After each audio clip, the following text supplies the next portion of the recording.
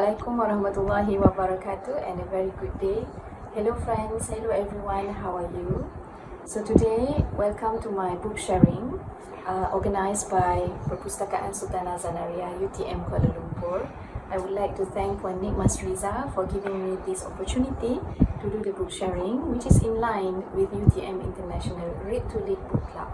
So it's been a long time that we have been staying at home, and I am sure that we feel overwhelmed by all the worry and anxiety. So today, I'm going to talk a little bit about the book entitled Pause, authored by Daniel Martian, and it tells us how to press pause before life does it for you.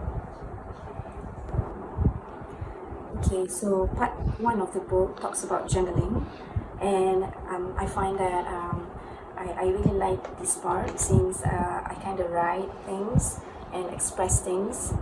Well, sometimes in social media, sometimes I do it privately. We also do write academic papers and stuff. But here it says, in order for us to pause, we have to know some techniques or some tips, some tricks for us to practice pause in our life. One way to do it is by keeping a journal. Okay, so when you do journal, you can take your time. There's no hurry. You are not looking for an end result or a specific answer. I'm sure most of us keeps a journal or express over social media or write blogs. So imagine that if you listen to the breeze, you could hear it speaking to you, encouraging you with gentle whispers as it brushes against your skin. Luxuriate in sharing your story with yourself, taking the time to hear what needs to be heard from within. You can use journaling as a way of reflecting on your life and being able to hear your own story at any time. So some of the questions that the book encourage us to ask ourselves while doing this activity. How are we feeling? What are we grateful for right now? Who or what has captured our heart? What excites us? Where is patience required in our life? What is stirring our anger? What's new for us? What's old? What do we want? Is it time to let go of something? Are we hiding from something? Is it time to let in more positivity, more lights into our life? And what does our heart longs for? So those are some of the questions that I found on page 29. It helps because with the movement control order, we are staying at home with our family, looking after our loved ones, while simultaneously supporting the frontliners to save the country, to save the world from something which is unknown to us. We can't see it, and we are haunted with constant worry and anxiety. It's a good idea to do journaling activity. I express myself quite often on social media. I share things, we share beautiful photos, photos of nature, whereby we can't be out at the moment. And I think it's nice to be sharing with this with our friends, Okay, so 3 tips for creative journaling. We can journal with friends. Okay, so you don't have to journal alone. We may find some friends who are happy together and journal together. And then at the moment we can't journal outside because we can't be outside, but we can do that when we are allowed to do so soon until that day comes, and then we can finally let go of what we want to express. So we don't have to keep our journal entries, okay? So we can just do it freely, just to let ourselves pause, breathe, and reset. Part 2 of the book tells us if we don't stop and pause, life will do it for us. So this is where it is important for us to switch off some buttons, to allow ourselves to relax, to rest, to pause, to reset, to look after ourselves first, to prioritize ourselves, to really focus on our health and well-being. Why? Because if we fall ill, we can't do anything. As simple as that. Part 3 also tells us to remember to breathe. Okay? Our breath is our home. It connects us with the world around us. So breathe, and everything is going to be just fine. And then in part 3 also it talks about dream. Okay, let yourself breathe and remember what it is that we want. It is important to dream. And then if we have sometimes lost ourselves in our work, in our relationship, in parenting or caregiving, and then what is it that we need for us to pause? Okay, so sometimes we find ourselves very much overwhelmed in this situation and we can't find ourselves back.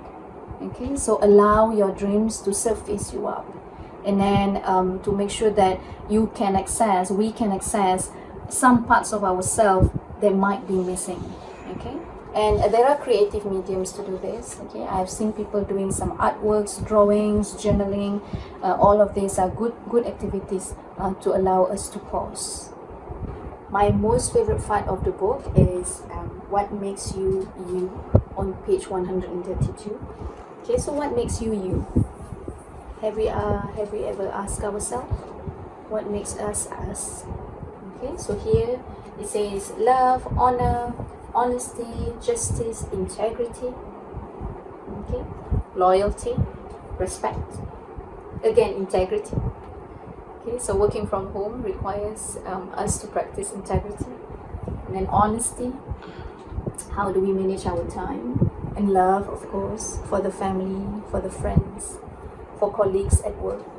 Okay, belonging, sense of belonging, connection, looking after our connection and networks. Okay.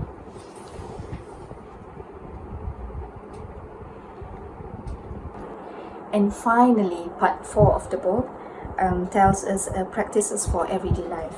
Okay, so the practice of showing up for yourself each day, being there for you.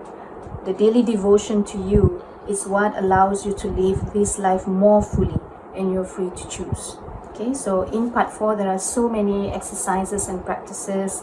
I know some of my friends are using essential oils, for example, to sleep, and then taking the technology out of the bedroom, not using smartphone 2 hours before sleep, and then deep breathing exercise, emotional flow, micro pauses that you can take, that you can practice in less than 2 minutes, and it gives about 10 practices that you can do, which you may find further in the book. So I think that's it about pause. And this book is meaningful for me because in times like this, it is very, very important for us to practice pause and not easily get carried away by whatever circumstances that we are facing. It is very important to stay together, to stay focused on why we're here in this world. And then pause is very important because we certainly don't want life to take over our health and well-being in all of its craziness and busyness. Okay, so I just want to share a little bit something about Daniel Martian. She is a beginning leader, a refreshing mix of pragmatic and soulful. She facilitates with a light hand and an engaged heart. So I hope that despite our life being crazy busy, and if we know that we spend most days moving from one task to the next, getting stuff done, but never really accomplishing ourselves desire to pause, I hope that my sharing today has been useful for you, and I wish you a very good day ahead. You can get the book Pause from Amazon.com. Okay, so thank you very much for the opportunity to Perpustakaan Sultanah Zanaria, UTM Kuala Lumpur, and I hope that my sharing has given you some insights on how to pause. I know that our life is crazy busy. We spend most days moving from one task to another, but do allow ourselves to spend some time to pause. With that, I thank you. Assalamualaikum warahmatullahi wabarakatuh.